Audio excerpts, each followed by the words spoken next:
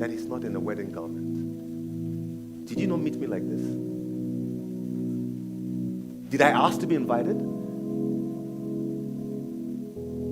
I didn't ask to be invited. You met me like this. You invited me like this. So why can't you accept me like this? But was there anything in the tonation of that king that said he gave a damn about what this guy was thinking? In fact, help me, Christina. The end of that guy, was it better or worse than where he was coming from? It might have been on the street, but at least he was in charge of his destiny. At least he had his hands free. At least he could still command some autonomy. But what seemed like an upgrade ended up being the greatest degradation of his life.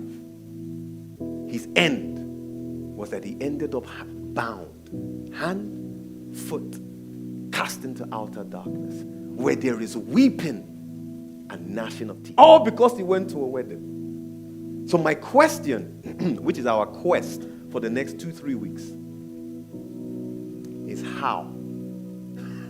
How did he end up in this situation? How come his end is worse than his beginning? His beginning wasn't good.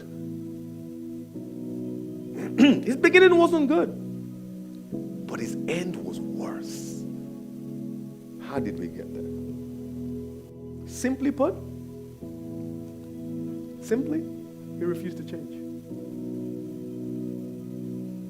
That's it. The reason for his demise was that he refused to change. It was not the fact that he was homeless. It was not the fact that he did not have wedding garments. That was not the issue. The issue was that he refused to change. We all here come as you are. But we think that means stay as you are. Come as you are does not mean stay as you are. In fact, I will say some things that will sound controversial if you don't know me. If you know me, you know there's no controversy in what I'm about to say. If you're not willing to change, you shouldn't have come at all. Because your end will be worse than your beginning. I didn't say that. We read it. And I'll explain what I mean so that you don't think that this is me just, sensationalizing something. If you're not willing to change, it would have been better just carry on where you were. Can you imagine if this guy had made a decision from the beginning, I don't want to change my garment. I don't want to change. If he had known what will happen, do you think he will follow them? He will say, leave me where I am. It's okay. At least here, I'll get food maybe once a day. Sometimes, 3 times. But where they will send me, I don't want that. Because the deceit of thinking because I'm within the wedding guests. Do you know, guys, this is Mission Sunday. So I'm preparing us for as we go out.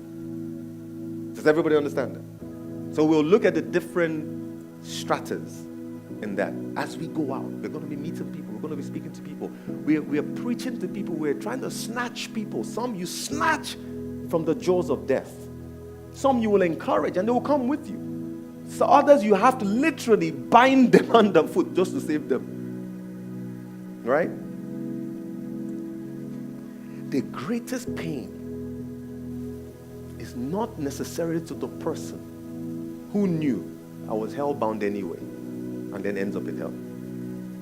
It's the person that was sure in their head, not their heart. They truly believed that they were heaven-bound. And the shock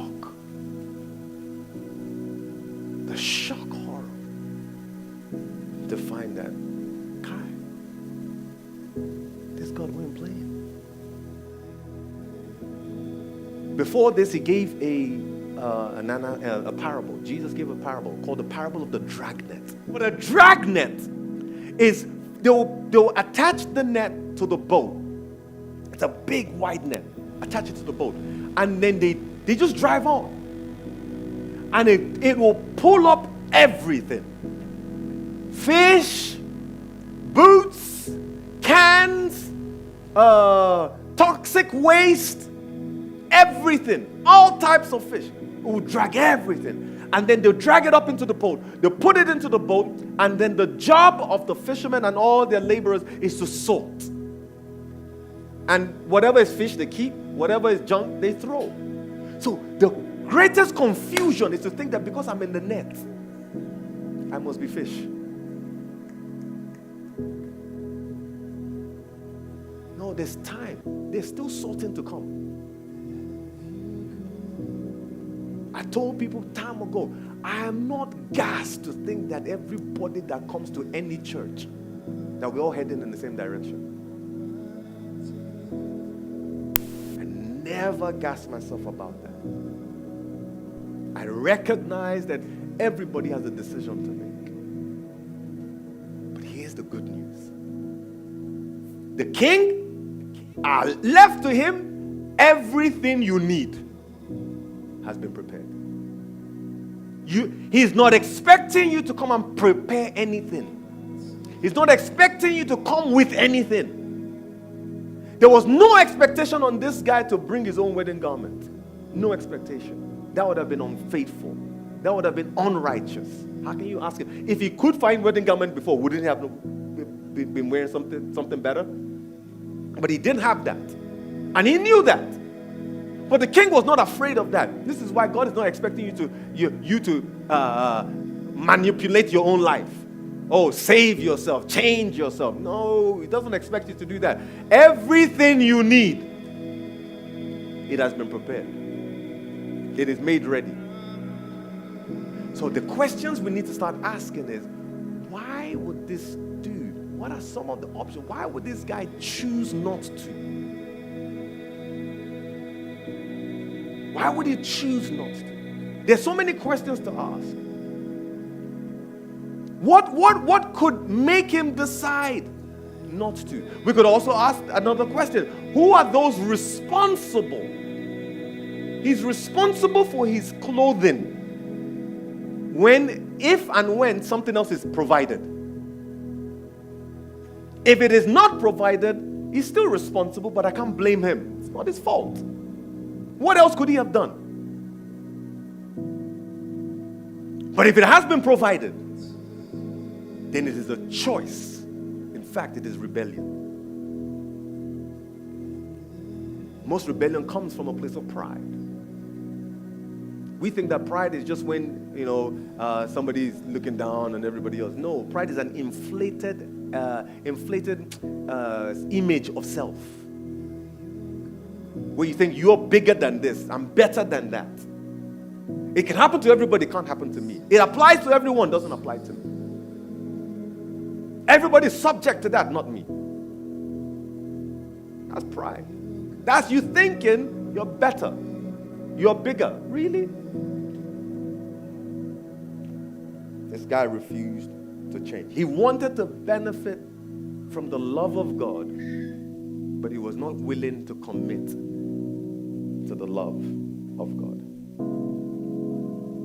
He wanted to love God, but he wanted to serve self at the same time. Have you ever spoken to somebody that will tell you, leave me as I am? This is how you found me. Don't try and change me. Just leave me. When God found me, did he not know that I had these faults? He did. But he says, come as you are. Come as you are. But as you enter, who was tasked with helping him? The issue this guy had was an issue of rebellion. Simply put, he refused to change. He had a garment, and I believe another garment was prepared and made available Because when the king was asking, you could tell it by his tone that there was an expectation that you should have changed. There was an expectation. This friend, who let you in here without a wedding garment?